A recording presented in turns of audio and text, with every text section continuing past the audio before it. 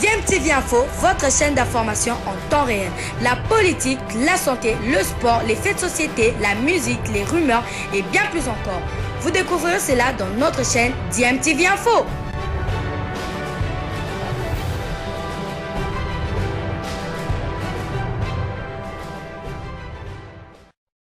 Vous êtes sur DMTV, bonjour ou bonsoir, tout dépend de l'heure à laquelle vous nous suivez. Tout plaisir est pour nous de vous retrouver, mais surtout de savoir que vous êtes nombreux en train de suivre votre chaîne YouTube DMTV.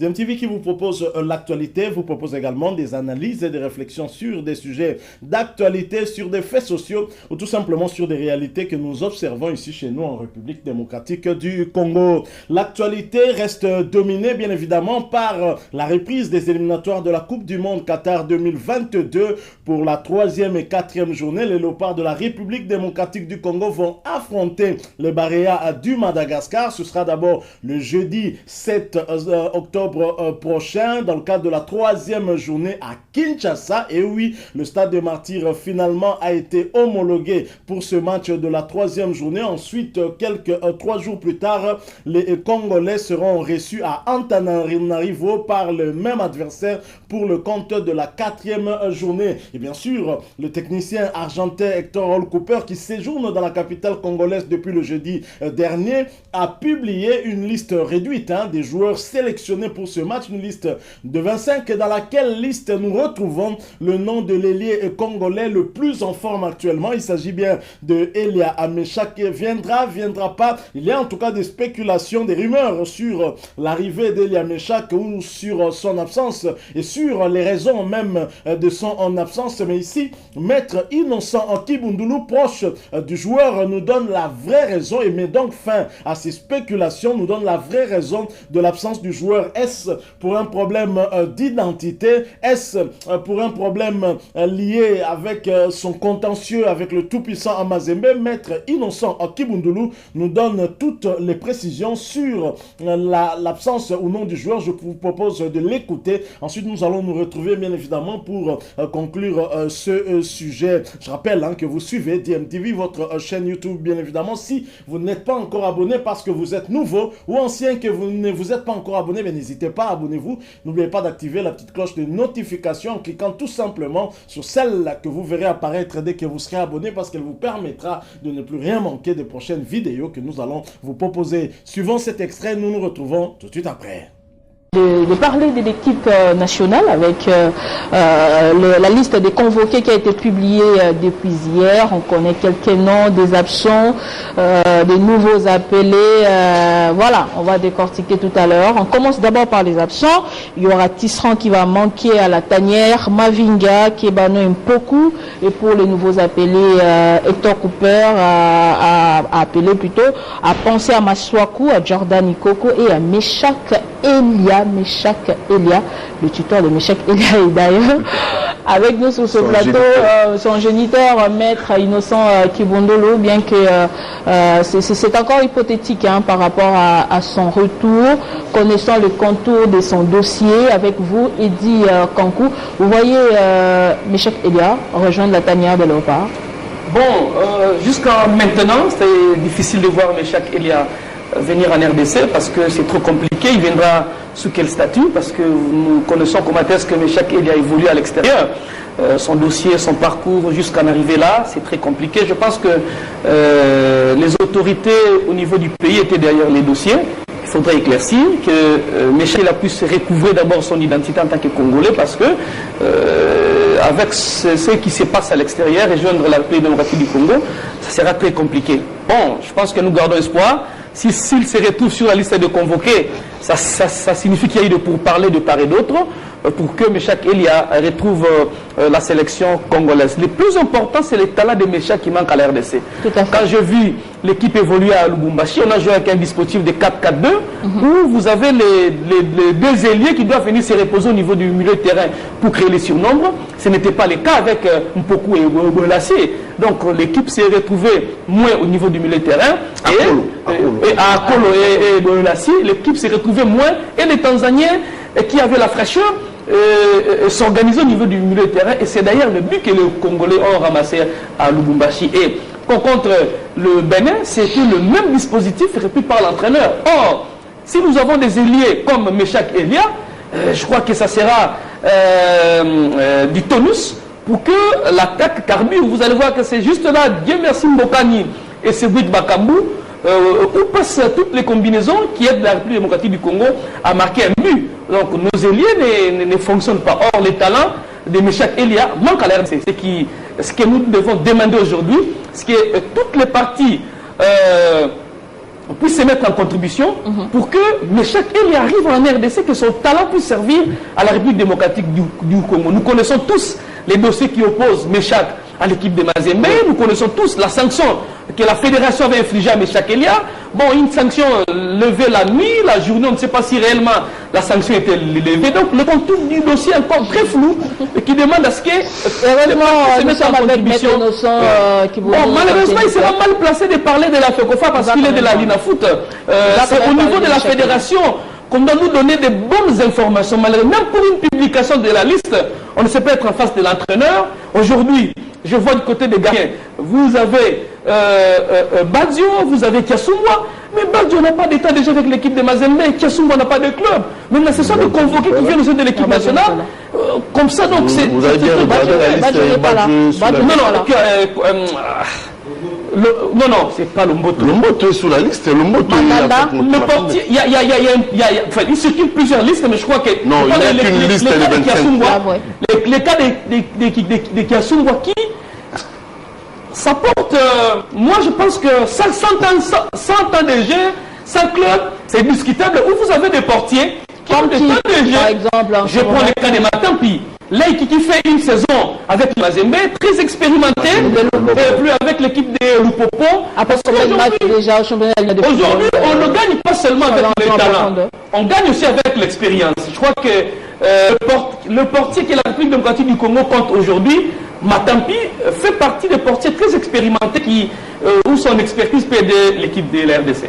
Il y a boire et à manger. Je ne pense pas que l'expérience seule puisse compter dans l'expérience aussi, mais il s'est amené de joueurs talentueux seulement parce que je connais des matchs où l'entraîneur gagne avec l'expérience et non avec les talents. Merci beaucoup. On rappelle que la RDC va jouer le 7 octobre prochain, donc le jeudi prochain, ici au stade des Martyrs face à Madagascar. Donc un match plutôt la double confrontation, 3e et 4e journée, des éliminatoires au mondial Qatar 2022. La RDC qui n'a que 2 petits points après 2 matchs joués doit se ressaisir. Malheureusement, l'équipe congolaise sera amputée de son capitaine Marcel Tisserand qui a été pour beaucoup lors de ces 2 premières rencontres.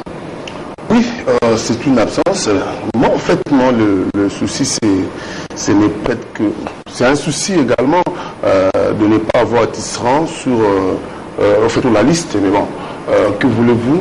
C'est une liste de 25. Et quand Tisserand vient en tant que capitaine, il y a quand même de quoi le remplacer. Le souci, c'est évidemment de revoir encore le nom de Lundama, toujours sous cette liste-là, quelqu'un qui n'assure pas. Et quand nous n'avons pas Tisserand, obligatoirement, les entraîneurs ne vont pas risquer avec un certain Fassika qui peut jouer avec Chancel. Ça peut passer. Il y a des possibilités de prendre Chancel, un garçon du pays ici, qui peut faire que de mettre Ils sont tous congolais, comment vous dites? Non, oui, mais finalement, on va prendre tout le monde. On est tous congolais, mais on prend ce qui donne. Et pour l'instant, l'UNAM n'est pas la pièce que dont le Congo a besoin pour faire les résultats. On voit comment il est en train de... Les buts contre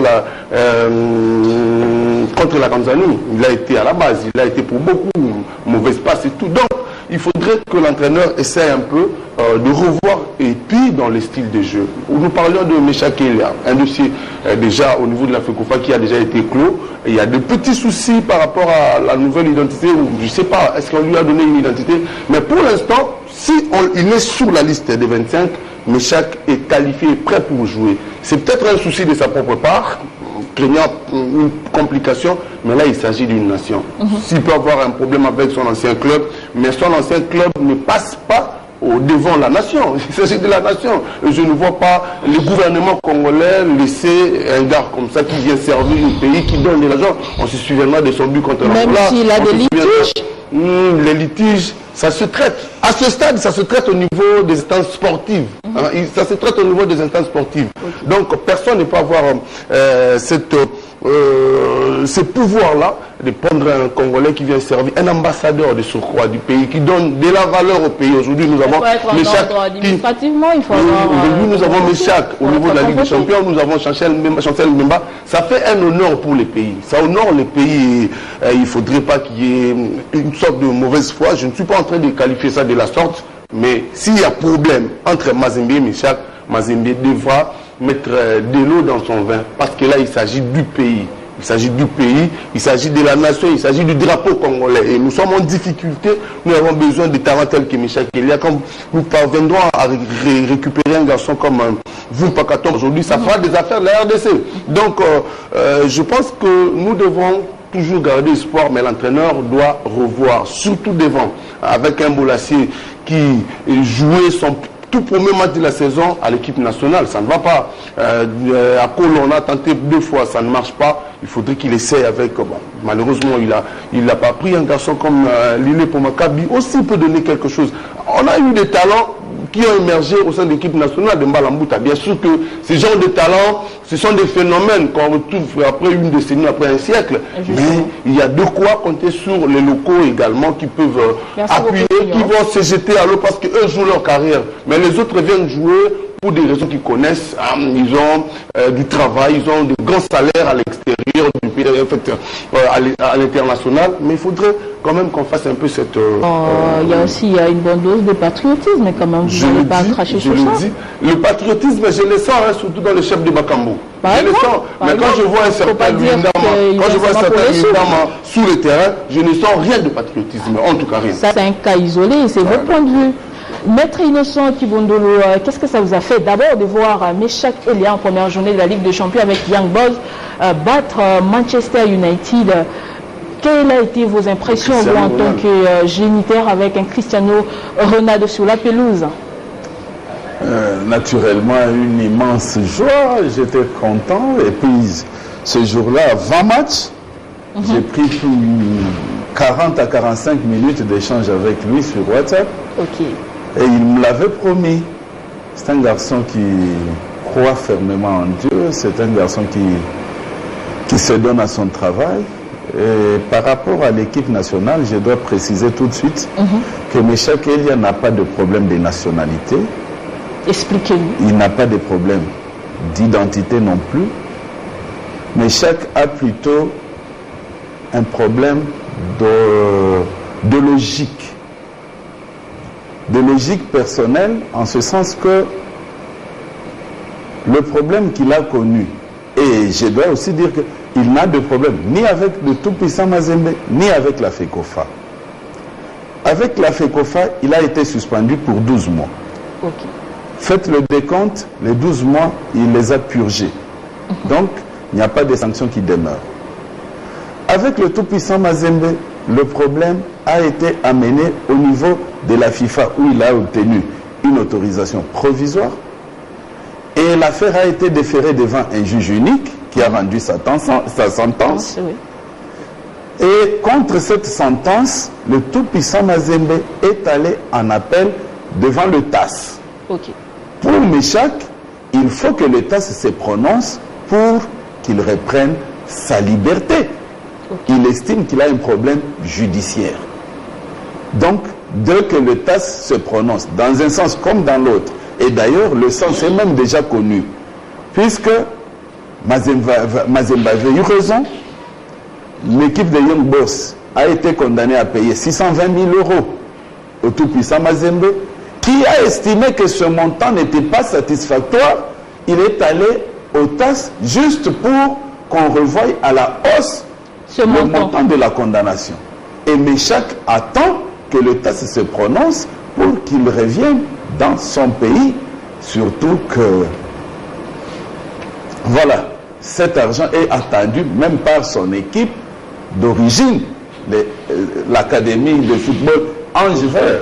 Donc, C'est juste, naturellement, c'est juste donc un problème de logique personnelle. Donc il ne viendra pas. Il ne viendra pas, je vous le dis, il ne viendra pas. Il est dans sa logique. Il a échangé avec les autorités de la FECOFA. Il a échangé avec le ministre des Sports et Loisirs. Il n'a pas mâché les mots. Mais pourquoi son nom apparaît? Il a été contacté, c'est un peu complaisant si on voit son nom sur la liste. Mais si son nom se retrouve sur cette liste, moi, au début, j'ai dit que toutes les parties se mettent en contribution pour que les talents de Méchac puissent servir à la RDC. Vous comprenez que cette situation a commencé, ça fait belle lurette. Avant que l'entraîneur puisse mettre son nom, la liste est établie hier. Ça signifie qu'il y a eu harmonisation entre les chargés, plutôt ceux qui ont les différentes autorités, allons-y, du pays et au niveau de la fédération. L'organisation, la liste elle est technique et la liste émane de la fédération. Oui, la liste est sortie après échange entre les sélectionneurs nationaux, Hector Cooper et la FECOFA. Hier, j'étais à la fédération. Kibundula a été très clair, il a dit que Méchac Elia a dit qu'il alors l'inquiétude, c'est mais oui, que M. Innocent y avec. Mais personne ne peut avoir. En tout cas, je me dis que personne ne peut avoir plus de confiance avec Méchac que. Qui est le président. Nous faisons foi à ce qu'il est. Il a confirmé que Méchac a. Attendons voir Méchac. Non, vous avez raison. Mais ça nous renvoie à quelque chose d'organisation sur le plan local. Sur le plan. Parce que cette question relève de la compétence de la fédération. Si la fédération a un souci au niveau du pays, c'est la FECOFA qui va présenter le besoin naturellement au niveau du ministère des Sports, et le ministère des Sports va saisir les instances aujourd'hui qui peuvent venir si difficulté existe. Mais retrouver les noms de Méchac plus de 3 fois dans une convocation où les joueurs ne se présentent pas, et aujourd'hui on retrouve encore les noms de Méchac Elia. Ça signifie qu'il ne viendra pas non plus. Donc ça signifie qu'il y a un désordre bien organisé au niveau de la fédération. Il y a un désordre bien organisé au niveau de la fédération. Justement. Ce n'est pas la première fois. Nous avons eu les noms de joueurs qui n'ont pas de passeport sur la liste de convoqués. Vous comprenez? Or, avant la sortie d'une liste, il y a toujours harmonisation entre les staffs. Est-ce que lui-même l'entraîneur, quand il est à l'étranger, c'est important de relever ce point. C'était vraiment très important. Qu'il fait pour l'équipe nationale. Est-ce qu'il ne va pas personnellement rencontrer tous ces jeunes gens-là, notamment le Michel? Même pas. Ça, ce sont des contacts individuels. Mais je suis sur le point de la publication. Comment une liste peut apparaître si la FECOFA n'a pas de garantie que le joueur sera à Kinshasa?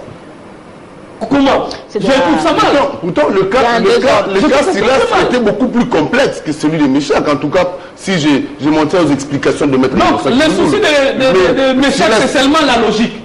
Or, une logique qui peut être justement levée par les autorités si on prend langue réellement avec Méchac. Donc, c'est comme si le joueur se sent abandonné. On ne le contacte pas, on ne parle pas avec lui. Parce que pour non, il est en train d'attendre la décision. Il a pris langue avec les autorités.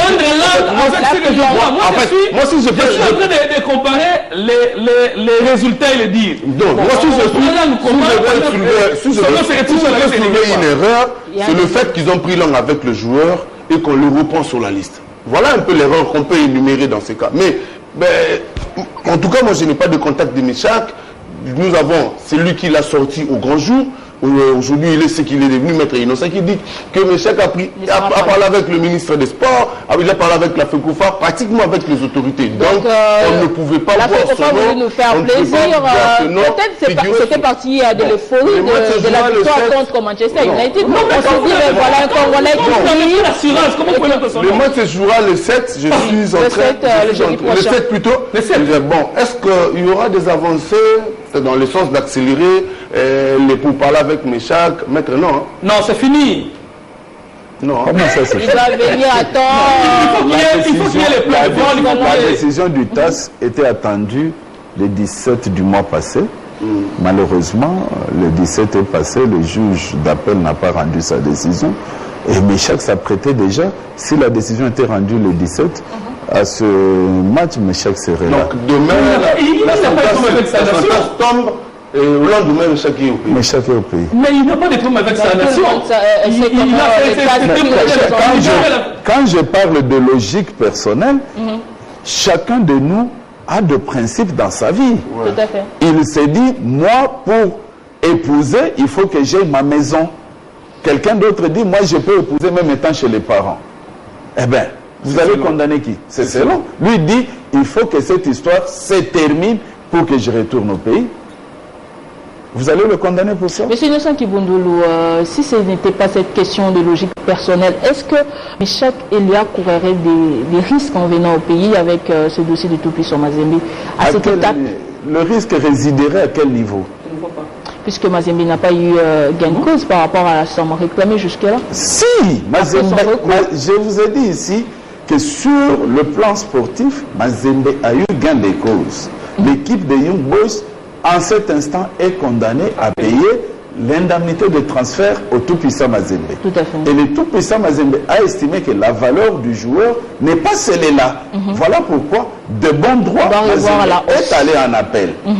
Donc, si le juge d'appel revoit sa décision dans le sens souhaité par le tout-puissant Mazembe ou confirme la décision prise par le premier juge, il n'y aura plus de voie de recours, tout le monde va s'incliner et le dossier va être clos définitivement. Mais en attendant la décision du TAS, Mechack Elia ne fera pas partie de l'équipe nationale pour cette double confrontation face à Madagascar. La troisième journée se joue déjà ce jeudi ici au stade des Martyrs de la Pentecôte. La pelouse de ce stade vient d'être homologuée par la FIFA. Enfin.